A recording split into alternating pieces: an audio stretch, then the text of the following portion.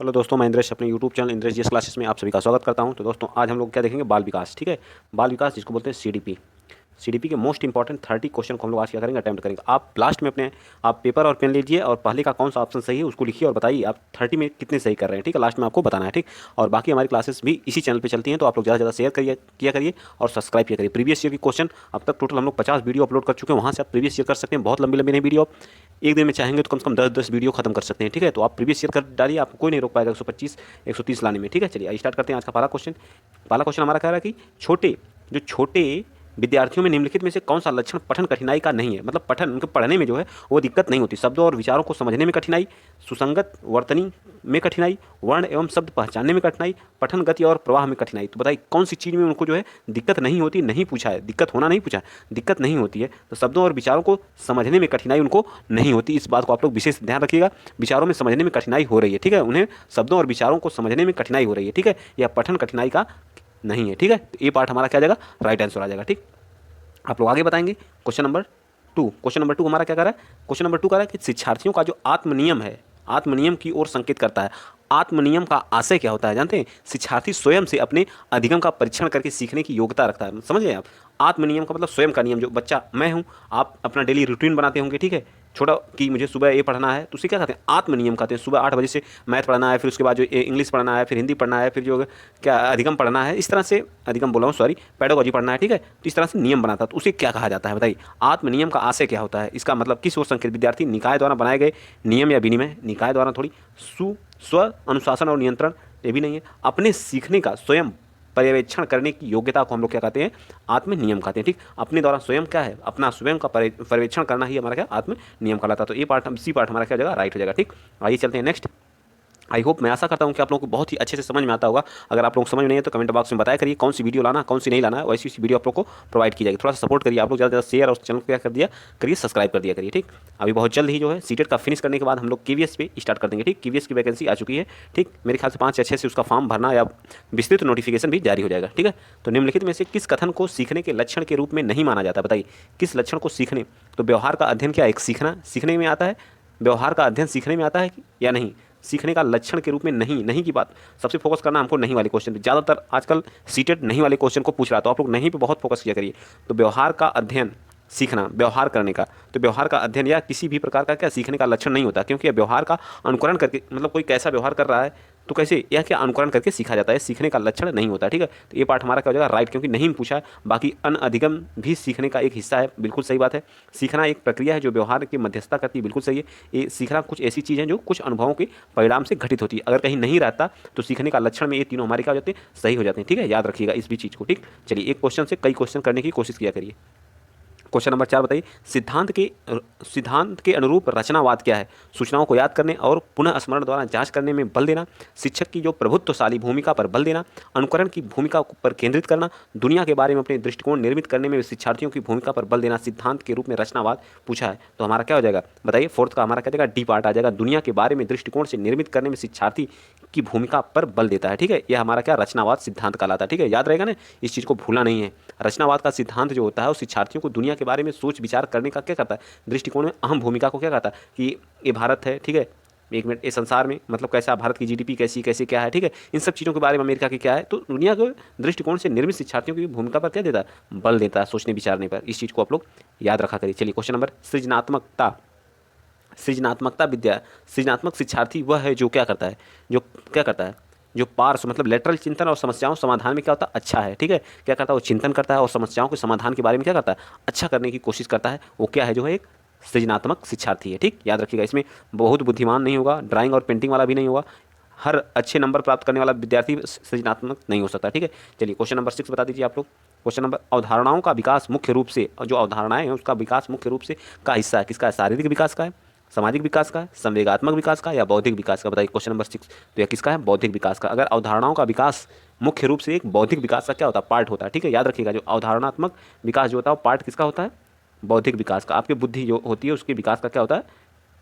उसके विकास का क्या होता है? एक पार्ट होता है। चीज़ याद रहेगा ना, क्योंकि किसी भी अवधारणा को सोचने के लिए हमें उसकी छवि अपने मस्तिष्क में क्या, उसके मस्तिष्क में क्या बनानी पड़ती है। ठीक है, उसके बारे में सोचकर अपनी जो अवधारणा प्रकट की जाती है वही हमारी क्या कहलाती है? अवधारणाओं की मुख्य विकास के रूप में जो बौद्धिक विकास वो क्या है? उसका अभिन्न हिस्सा होता है। ठीक है, तो हमारा डी पार्ट क्या हो जाएगा? राइट हो जाएगा। चलिए 7th बताइए।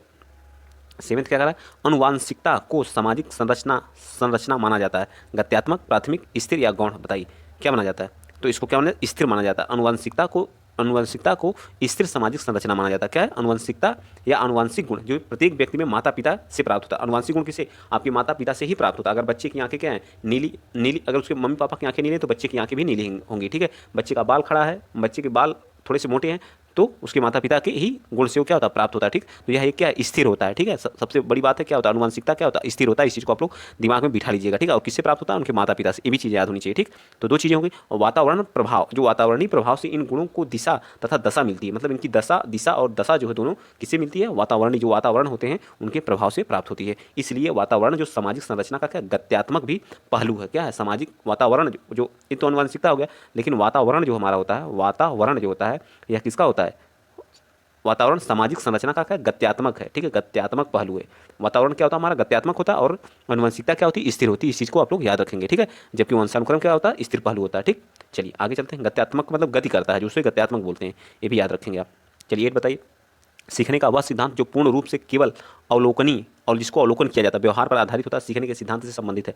व्यवहारवादी, रचनावादी, संज्ञानवादी या विकासवादी, बताइए क्वेश्चन नंबर 8 का। तो जो व्यवहारवादी होते हैं वो हमेशा जो व्यवहार पर आधारित होता है, अवलोकनीय व्यवहार पर आधारित सीखने को हम व्यवहारवादी बोलते हैं, ठीक है। याद रहेगा ना, क्या होता है, व्यवहारवादी होता है, ठीक। तो ए पार्ट हमारा क्या हो जाएगा, राइट हो जाएगा। चलिए 9th बता दीजिए, आगे चलते हैं। 9th वाला बताइए आप लोग, ये रहा आपका 9th, थोड़ा सा, ठीक है। बताइए निम्नलिखित में से कौन से समझ के लिए शिक्षण को प्रदर्शित नहीं करता है। समानता और अंतर देखने और सदृशता स्थापित करने के लिए, इसमें भी देखिए नहीं, कम से कम अभी 9 क्वेश्चन हम लोग किए हैं, 9 में 3 क्वेश्चन अब तक नहीं वाले आए, 3 से 4 क्वेश्चन आए हैं, ठीक है, ठीक। तो आप लोग नहीं वाले पे विशेष ध्यान दीजिए। विद्यार्थियों को क्या शिक्षण प्रदर्शित, समझ के लिए शिक्षण प्रदर्शित नहीं है, तो विद्यार्थियों को एकाकी तथा तथ्यों की प्रक्रिया को याद करने की योग्य बनाना, ये हमारा उसके क्या है, उस पर जो है समझ के लिए शिक्षण को प्रदर्शित नहीं करता है, ठीक है, याद रखेंगे, ठीक। तो बी पार्ट हमारा क्या हो जाएगा, राइट। चलिए 10th बताइए। 10th क्या करा, निम्नलिखित में से कौन सी विशेषता जो आंतरिक रूप से अभिप्रेरित बच्चों के लिए, क्या है, अभिप्रेरित मतलब मोटिवेट बच्चों के लिए सही नहीं है। वे कार्य करते समय उच्च स्तर की ऊर्जा प्रदर्शित करते हैं, वे चुनौतियों भरे कार्यों को पसंद करते हैं, ये हमेशा सफल होते हैं, उन्हें कार्य करने में आनंद आता है। बताइए वे क्या होते हैं, ये हमेशा क्या होते हैं, सफल होते हैं। 10वें का बताइए, 10 का कौन सा राइट, कौन नहीं होगा, तो जरूरी नहीं कि वे हमेशा सफल होंगे। अगर आप मोटिवेट हमेशा रह रहे हैं तो जरूरी नहीं कि हमेशा, आंतरिक रूप से जो अभिप्रेरित या मोटिवेट बच्चे के लिए जो है यह सही नहीं है कि वे हमेशा सफल ही होते हैं। जबकि आप अपनी परीक्षा लीजिए, आप कई एग्जाम देते हैं, ठीक है, अंदर से मोटिवेट रहने के बाद भी आप हर एग्जाम क्वालिफाई नहीं कर पाते हैं, ठीक है। तो उसका मतलब अगर हम क्वालिफाई नहीं करें तो इसका मतलब आंतरिक रूप से मोटिवेट नहीं, मोटिवेट हैं, मोटिवेट होकर और अच्छा करने की कोशिश करें ताकि हमारा एग्जाम अगला जो है वो क्वालिफाई हो जाए। जैसे आप सीटेट ही ले लीजिए, ठीक है, कुछ लोग सीटेट नहीं क्वालिफाई कर पाए होंगे, तो इस बार इतना आंतरिक मोटिवेट हो जाइए कि सीटेट इस बार पार, ठीक, 125 130 प्लस आना चाहिए, ठीक। चलिए तो सी पार्ट हमारा क्या हो जाएगा, राइट हो जाएगा। नेक्स्ट बताइए क्वेश्चन नंबर 11। पियाजे के अनुसार विकास की पहली अवस्था जन्म से 2 वर्ष, जो पहली अवस्था होती है के दौरान बच्चा सबसे बेहतर सीखता है। अमूर्त तरीके से कैसे चिंतन करने लगेगा, ये तो किस में करता है, अनौपचारिक वाले स्टेज में करता है, अमूर्त तरीके से चिंतन करने लगा।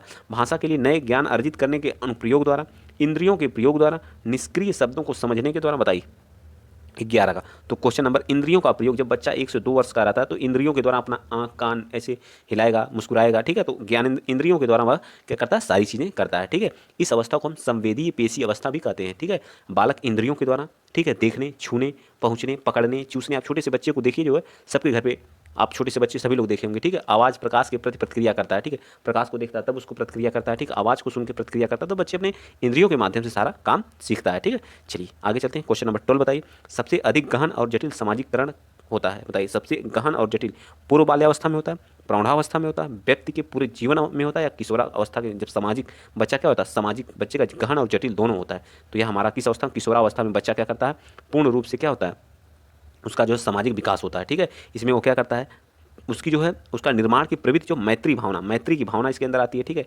मैत्री की भावना उसके अंदर आती है इस अवस्था में, ठीक है, ठीक है। जो विकास की भावना का विकास होता है, सामाजिक गुणों का भी विकास होता है उसमें, जो है सामाजिक परिपक्वता की भावना का विकास, बहिर्मुखी प्रवृत्ति आदि का भी विकास होता है, और समाज के साथ क्या करता है, जुड़ता चला जाता है। तो हमारा डी पार्ट क्या करे होगा, राइट होगा, ठीक है। चलिए आगे बताइए क्वेश्चन नंबर 13। एक शिक्षिका अपनी कक्षा में प्रतिभाशाली बच्चों की योग्यताओं को उपलब्धि चाहती हैं। अपने उद्देश्य की प्राप्ति के लिए निम्नलिखित में से क्या नहीं करना चाहिए उन्हें। विशेष ध्यान के लिए उन्हें समकक्षई से अलग करना चाहिए। ये तो बिल्कुल क्या, ये सही बात है, यही तो बिल्कुल सही बात है, ठीक है, क्योंकि हमसे नहीं पूछा, अगर नहीं पूछा रहता तो सही हो जाता, लेकिन क्या समकक्षई जो समान कक्षाएं उससे क्या अलग करना चाहिए, यही हमारा क्या सबसे राइट है, प्रतिभाशाली विद्यार्थी के लिए, ठीक है। तो ये पार्ट हमारा क्या होगा। चलिए नेक्स्ट बताइए, ज़्यादा उसमें पढ़ने की जरूरत नहीं है, राइट है, ठीक है।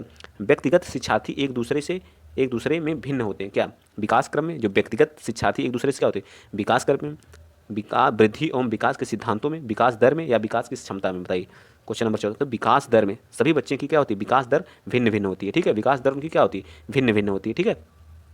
चलिए किसी की सामाजिक मानसिक जो विकास मानसिक होती है आदि जो विकास दरें होती है डिफरेंट डिफरेंट टाइप की होती हैं, ठीक है। तो चलिए आगे चलते हैं। क्वेश्चन नंबर आप लोग 15 बताइए।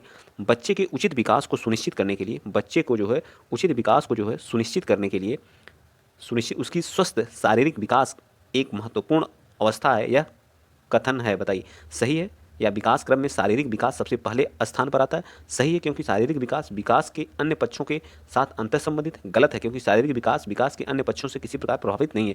गलत हो सकता है क्योंकि विकास नितांत व्यक्तिगत मामला है। बताइए 15 का कौन सा राइट आंसर हो जाएगा, आप खुद बताइएंगे। तो हमारा बी पार्ट इसमें का सही है क्योंकि शारीरिक विकास विकास के अन्य पक्षों के साथ क्या अंतर संबंधित है। याद रखेंगे जो शारीरिक विकास होता है अन्य विकास के साथ क्या है, जैसे सामाजिक हो गया हमारा जो है, ठीक है, सामाजिक हो गया या फिर मानसिक हो गया, इन सभी विकास से हमारा शारीरिक विकास क्या होता है, संबंधित होता है, ठीक है। ये चीज़ें आप याद रखेंगे। तो बी पार्ट हमारा क्या होगा, राइट। चलिए नेक्स्ट बताइए। इरफान कोई लड़का है, ठीक है। खिलौने को क्या कोई खिलौना लिया था, छोटे बच्चे खिलौने के साथ खेलते हैं और उसके पुर्जों को देखने के लिए उन्हें अलग अलग कर देता है, तो आप क्या समझेंगे, उससे जिज्ञासु स्वभाव को प्रोत्साहित करेंगे और उसकी ऊर्जा को सही दिशा में संचालित, उसे समझाएंगे कि खिलौना को कभी नहीं तोड़ना चाहिए। इरफान को खिलौना से कभी नहीं खेलने देंगे, उस पर हमेशा नजर रखेंगे। तो हमारा का तो ये पार्ट हमारा क्या हो जाएगा, तीनों गलत है। ये पार्ट हमारा क्या है, वो उसके अंदर जिज्ञासा है, तोड़ के मतलब उसके पार्ट को क्या क्या कैसे कैसे इसका निर्माण हुआ, तो उसको क्या और प्रोत्साहन देंगे और सही दिशा में उसे बताने की कोशिश करेंगे, ठीक है। चलिए आगे चलते हैं। क्वेश्चन नंबर 17 बताइए। बच्चे विकास के सिद्धांत को समझना शिक्षक की सहायता करना, बच्चे के विकास के सिद्धांत को समझना और शिक्षक की सहायता करता है। शिक्षार्थियों को क्यों पढ़ना चाहिए, यह औचित्य स्थापित करने में, शिक्षार्थियों की भिन्न भिन्न अधिगम शैलियों को प्रभावी रूप से संबोधित करने के लिए, शिक्षार्थी के सामाजिक स्तर को पहचानने के लिए, शिक्षार्थी की आर्थिक पृष्ठभूमि को तो पहचानने के लिए नहीं होती। पहला ही 17 का डी तो बिल्कुल गलत है। शिक्षार्थियों को भिन्न भिन्न अधिगम शैलियों को प्रभावी रूप से संबोधित करने के लिए, तो हमारा क्या हो जाएगा, बी पार्ट एकदम राइट हो जाएगा, ठीक है। कुछ क्वेश्चन आप वैसे देख के काट सकते हैं, ठीक है। चलिए आगे बताइए। Question number 18। जो प्रत्येक शिक्षार्थी स्वयं में क्या विशिष्ट है, इसका अर्थ क्या है, सभी शिक्षार्थियों के लिए एक समान पाठचर्या संभव नहीं है। एक विषम रूपी कक्षा में जो शिक्षार्थियों की क्षमताओं को विकसित करना असंभव है, ठीक है। कोई भी दो शिक्षार्थी अपनी योग्यताओं, रुचियों और प्रतिभाओं में एक समान नहीं होते हैं। इसका मतलब क्या है, स्वयं में प्रत्येक शिक्षार्थी क्या होता है, स्वयं में विशिष्ट होता है। शिक्षार्थियों में ना तो कोई समान विशेषता होती है और ना ही उनके समान लक्ष्य होते हैं। बताइए इसका कौन सा राइट 18 का। तो सी पार्ट, जब दो शिक्षार्थी हैं तो उनकी योग्यता, रुचि और प्रतिभा में एक समान नहीं होते, उनकी अलग अलग होती है, ठीक है। आप अपनी कक्षा में जब पढ़ते रहेंगे 5th 6th 7th में, उसमें अलग अलग तरह के, कोई तेज पढ़ने वाला है, कोई कम जानता है, कोई जल्दी सीख लेता है, कोई नहीं सीख पाता है, ठीक है। इस तरह के अलग अलग योग्यता, अलग अलग रुचि वाले, तो कोई कहता है मैं एयरफोर्स में जाऊंगा, कोई कहता है मैं टीचर बनूंगा, ऐसे ऐसे विद्यार्थी आपको देखने को मिलते रहेंगे, ठीक है। चलिए क्वेश्चन नंबर आप 19 बताइए। पुरुष स्त्री की अपेक्षा ज़्यादा बुद्धिमान होते हैं, पुरुष स्त्री की अपेक्षा जो है अधिक, यह कथन क्या लैंगिक पूर्वाग्रह को प्रदर्शित करता है। कोई ये तो बिल्कुल एकदम बकवास है। तो क्या है, लैंगिक पूर्वाग्रह को क्या करता है, प्रदर्शित करता है। इसमें ज़्यादा बातचीत करने की जरूरत ही नहीं। चलिए नेक्स्ट बताइए 20।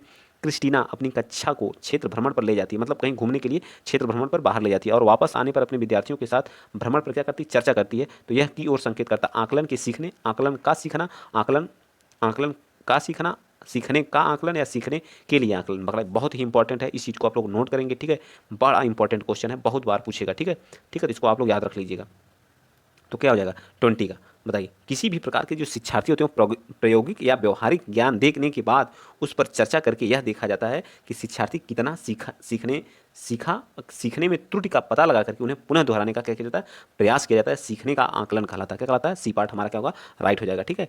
अगर आप क्षेत्र पे भ्रमण के लिए ले गए किसी पार्क में बच्चे को, क्या बच्चा उस पर फिर ला करके आप जो चर्चा करा रहे हैं, तो आप देख रहे हैं बच्चा क्या सीखा, क्या त्रुटि कर रहा, उसे पुनः सुधार रहे हैं। यह हमारा क्या सीखने का आकलन कहलाता है। क्या कहलाता है, सीखने का आकलन। याद रहेगा ना। चलिए मूल्यांकन का उद्देश्य होना चाहिए। क्वेश्चन नंबर 21 बताइए, मूल्यांकन का क्या उद्देश्य होना चाहिए। यह निर्णय लेने की क्या विद्यार्थी अगली कक्षा में प्रोन्नत किया जाना चाहिए, सीखने में होने वाली कमियों का निदान और उपचार करना चाहिए, शिक्षार्थी की त्रुटि निकालना चाहिए, शिक्षार्थियों की उपलब्धि को मापना क्या कहलाता है। तो हमेशा क्या सीखने में होने वाली कमियों का निदान, पहले आप उसका निदान करेंगे, उसके बारे में, उसकी समस्या के बारे में जानेंगे, फिर आप उसका क्या करेंगे, उपचार करेंगे, ठीक। ये चीज़ें बी पार्ट हमारा क्या हो जाएगा, राइट हो जाएगा। चलिए 22 बता दीजिए। क्या है, शिक्षार्थी जो पहले सीख चुके हैं उसकी जो पुनरावृत्ति और प्रत्यास्मरण में शिक्षार्थियों की मदद करना महत्वपूर्ण है, क्योंकि पूर्व पाठों को दोहराना यह एक प्रभावी तरीका है। यह शिक्षार्थी की स्मृति को बढ़ाता है, जिससे सीखना सुदृढ़ होता है। यह किसी भी कक्षा अनुदेश के लिए एक सुविधाजनक शुरुआत है। नई जानकारी को पूर्व जानकारी से जोड़ने को समृद्ध बनाता है। तो 22 का हमारा क्या हो जाएगा, डी पार्ट बिल्कुल राइट आंसर है, जो नई जानकारी को पुरानी जानकारी से जोड़ने का क्या है, समृद्ध बनाता है। ठीक है, आइए चलते हैं क्वेश्चन नंबर 23। क्वेश्चन नंबर 3 बहुत ही महत्वपूर्ण है, सृजनात्मक उत्तरों के लिए आवश्यक है। बताइए, सृजनात्मक का तात्पर्य क्या होता है, नवीन विचार। सृजनात्मक का मतलब होता है नवीन विचार, ये चीज़ें आप मतलब नया विचार। ठीक है, कि उत्तरों के लिए मुक्त उत्तर वाले प्रश्न जो फ्री होते हैं। मुक्त का मतलब एक उत्तर के कई उत्तर होते हैं। ठीक है, एक प्रश्न के कई उत्तर होते हैं। जैसे आप मैंने पूछा दिल्ली में क्या क्या है, तो दिल्ली में आप बताएंगे क्या है, वहाँ पे हमारे जो है प्रशासन राजभवन स्थित है, वहाँ राष्ट्रपति भवन है। दिल्ली में ही हमारा क्या है बताइए, कुतुब मीनार स्थित है। ये सारी चीज़ें दिल्ली के बारे में बहुत कुछ बता सकते हैं। ठीक है, दिल्ली से जो हमारा यूपी सटा हुआ है, ठीक है, दिल्ली एनसीआर रीजन में उसको रखा गया है। ठीक है, इन सब चीज़ों के बारे में बहुत कुछ बता सकते हैं। इसे बोलते हैं मुक्त प्रश्न, एक प्रश्न के कई उत्तर। ठीक, जब मैं आपसे पूछूं आप सीटेट क्वालिफाई करने के बाद क्या बनेंगे, सीटेट क्वालिफाई करने के बाद आप सिर्फ टीचर बन सकते हैं। ठीक है, तो ये हमारा क्या हो गया, बंद बंद उत्तर वाले प्रश्न बोलते हैं। ठीक है, तो बताइए क्या है? से नवीन, तो हमारा क्या हो जाएगा 23 का, तो 23 का हमारा ए पार्ट हो जाएगा। ठीक है, क्योंकि मुक्त प्रश्न जो श्री नवीन विचार, नए नए विचार हमारे अंदर अगर आएंगे तो क्या होगा, मुक्त उत्तर प्रश्न, मुक्त उत्तर वाले क्या होंगे, प्रश्न कहलाएंगे। ठीक है, याद रखिएगा। ठीक, चलिए आइए चलते हैं नेक्स्ट अगला क्वेश्चन। क्वेश्चन नंबर 24 बता दीजिए। 24 क्या कर रहा है कि शिक्षार्थियों के लिए प्रोत्साहित नहीं करना चाहिए अधिक से अधिक पाठ्य सहभागी क्रियाओं में हिस्सा लेने, या शिक्षक को जो पूछ सकते हैं उन सभी प्रश्नों के उत्तर याद करके कक्षा के अंदर और बाहर अधिक से अधिक प्रश्न पूछें। समूह कार्य से दूसरे शिक्षार्थियों को सक्रिय, तो याद करने वाली चीज़ को ज़्यादा प्रोत्साहित हम नहीं कर सकते। इस चीज़ को आप लोग याद रखेंगे। ठीक है, 22 का क्या हो जाएगा हमारा जो बी पार्ट राइट। चलिए 25 बताइए। मानव विकास कुछ विशेष सिद्धांतों पर आधारित होता है, निम्नलिखित में से कौन सा मानव विकास का सिद्धांत नहीं है? सामान्य से विशिष्ट की ओर। मानव विकास सामान्य से मतलब विशिष्ट की ओर, सामान्य से विशेष की ओर आप जा रहे हैं, तो क्या है, मानव का विकास सामान्य से क्या होता है, विशेष की ओर होता है। बिल्कुल राइट है, हमसे पूछा है नहीं। प्रतिवर्ती, प्रतिवर्ती भी होता है। ठीक है, क्या होता है, प्रतिवर्ती, लेकिन निरंतरता उसमें नहीं देखने को मिलती। मानव विकास का सिद्धांत नहीं है, तो निरंतरता हमारी क्या है, मानव विकास का 25 का बताइए बी पार्ट। ठीक है, निरंतरता भी रहती है, विशिष्ट भी है, अनुक्रमिता, अनुक्रम में मतलब क्रम बाई क्रम क्या होता है, हमारा विकास होता है। ठीक है, मानव विकास, लेकिन प्रतिवर्ती नहीं होता। क्या होता है, मानव विकास का सिद्धांत क्या है, प्रतिवर्ती नहीं है। प्रतिवर्ती शब्द का आशय जो पुनः आरंभ हो, और मानव विकास एक बार परिपक्वता प्राप्त करने पर पुनः नहीं आरंभ होता है। ये चीज़ को आप लोग याद रखिएगा। प्रतिवर्ती का मतलब पुनः आरंभ होता है। ठीक है, बाकी हमारे सभी क्या है, विशेषता है मानव विकास के। चलिए नेक्स्ट बताइए क्वेश्चन नंबर 26। निःशक्त बच्चों के लिए समेकित शिक्षा की केंद्रीय प्रायोजित योजना का उद्देश्य क्या होता है? केंद्रीय प्रायोजित योजना का जो निःशक्त बच्चे को शैक्षिक अवसर क्या कराता है? तो मुक्त विद्यालय, ब्लाइंड रिलीफ एसोसिएशन के विद्यालय, नियमित विद्यालय या विशेष विद्यालय? बताइए 26 का। तो 26 का हमारा क्या हो जाएगा, नियमित विद्यालय हमारे क्या होते हैं, जो निःशक्त बच्चों के लिए शैक्षिक अवसर क्या करते हैं, उपलब्ध कराते हैं। इस चीज़ को आप लोग याद रखेंगे। चलिए नेक्स्ट बता दीजिए क्वेश्चन नंबर 27 हमारा क्या कह रहा है कि निम्नलिखित कथनों में से सीखने के बारे में सही है? सीखने की कि किसी भी चरण पर सीखना संवेग कारकों को प्रभावित नहीं होता है। ठीक है, ये तो बिल्कुल गलत बात है। ठीक है, सीखना मूल रूप से मानसिक प्रक्रिया, ये भी गलत बात है। बच्चों द्वारा की गई त्रुटियों या संकेत करती है कि किसी तरह का सीखना नहीं है। सीखना उस वातावरण में प्रभावी होता है जो संवेग के रूप में होता है। बिल्कुल डी पार्ट हमारा क्या राइट है। ठीक है, सीखना वह बात, एक मिनट, ये हमारा डी पार्ट था ना, इसको पूरा पढ़ लीजिए। सीखना उस वातावरण को प्रभावी होता है जो संवेगात्मक रूप से सकारात्मक और शिक्षार्थियों को संतुष्ट करने वाला होता है। बिल्कुल सही। चलिए 28 बताइए। निम्नलिखित में से कौन सा जो है रचनात्मक आकलन, जो हमारा रचनात्मक आकलन के लिए उचित उपकरण नहीं है? बताइए, उचित उपकरण नहीं कौन सा? सत्र परीक्षा आकलन के लिए प्रश्न उत्तरी और खोल, मौखिक प्रश्न, दत्त कार्य। बताइए कौन सा नहीं है 28 का? बताइए, उचित उपकरण नहीं है 28 का, तो हमारा क्या सी, दत्त कार्य नहीं। दत्त कार्य रचनात्मक आकलन के लिए उचित उपकरण नहीं है। 29 बताइए। विद्यार्थियों को सीखने में जो रिक्तियाँ रह जाती हैं उनके निदान के बाद होना चाहिए क्या? सभी पाठों को व्यवस्थित रूप से दोहराना, शिक्षार्थियों और अभिभावकों को उपलब्धि के बारे में बताना, समुचित उपचारात्मक कार्य क्या कहलाता है? निदान के बाद हमेशा क्या होना चाहिए, उस समस्या का क्या होना चाहिए, उपचार होना चाहिए। तो हमारा सी पार्ट हमारा क्या, इस क्वेश्चन को मैं कई बार बता चुका हूँ कि निदान के बाद हमेशा, पहले निदान का मतलब इस समस्या के बारे में जानना, फिर समस्या का समाधान करना, हमारा क्या कहलाता है, उपचारात्मक कहलाता है। ठीक है, चलिए नेक्स्ट चलते हैं अगला क्वेश्चन। आज का लास्ट क्वेश्चन हमारा है क्वेश्चन नंबर 30। ठीक है, बताइए, भारतीय समाज की बहुभाषिक विशेषता को देखा जाना चाहिए क्या? विद्यार्थियों को सीखने के लिए अभिप्रेरित करने हेतु शिक्षक योग्यता को चुनौती के रूप में, शिक्षार्थियों के विद्यालय जीवन को एक जटिल अनुभव के रूप में बनाने के लिए कारक के रूप में, ये बिल्कुल गलत बात है। ठीक है, बहुभाषिक, ठीक, और शिक्षण अधिगम प्रक्रिया में बाधा के रूप में, ये भी गलत बात। विद्यालय जीवन को समृद्ध बनाने में संसाधन के रूप में, तो डी पार्ट हमारा क्या हो जाएगा, राइट हो जाएगा। ठीक है, आई होप, मैं आशा करता हूँ कि आज आप लोगों को बहुत ही अच्छे से समझ में आई होंगी सारी चीज़ें। आप लोग थोड़ा प्यार और सपोर्ट दीजिए जो, ताकि मैं उत्साह के साथ आप लोगों के पास वीडियो लाऊं और अच्छा से अच्छा कंटेंट आप लोगों को प्रोवाइड करने की कोशिश करता हूं। ठीक है, तो प्लीज़ आप लोग सपोर्ट किया करिए, जो है शेयर कर दीजिए करिए वीडियो को। ठीक है, आज के लिए इतना ही। जय हिंद, जय भारत।